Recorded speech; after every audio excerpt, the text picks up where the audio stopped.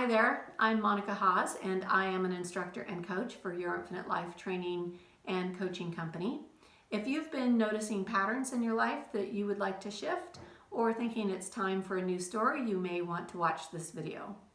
Last week I facilitated a retreat in Mount Shasta, California. The theme of the retreat was Rewrite Your Story from the Truth of Who You Are.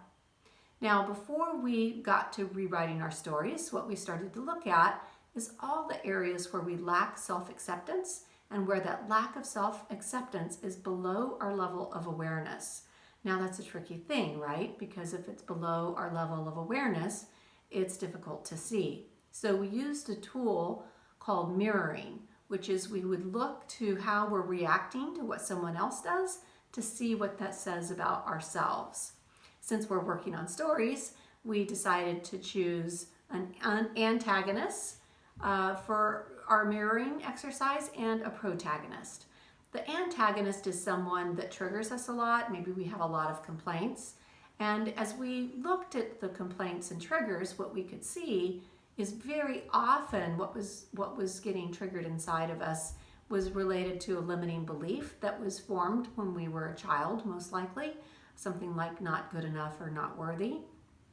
Or it was a belief that simply needed to be reframed, like lazy. So if we were called lazy when we were relaxing as kids, we might believe that relaxing is lazy, and we definitely want to reframe that because relaxing is part of our self-care and something we want in our new story.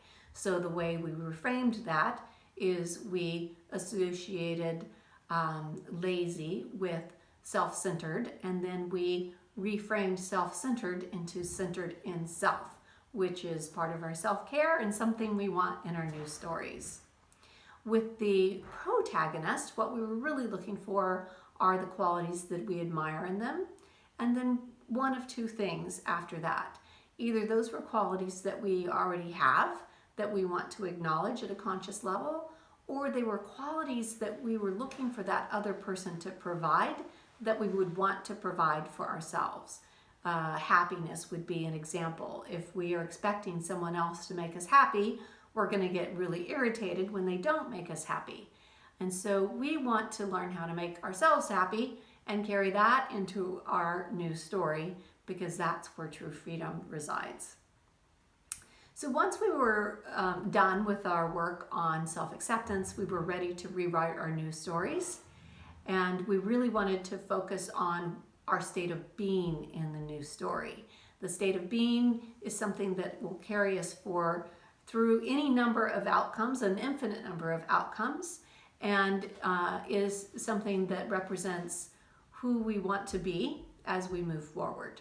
So what I chose for my story and who I want to be is someone that awakens the light within myself and in others.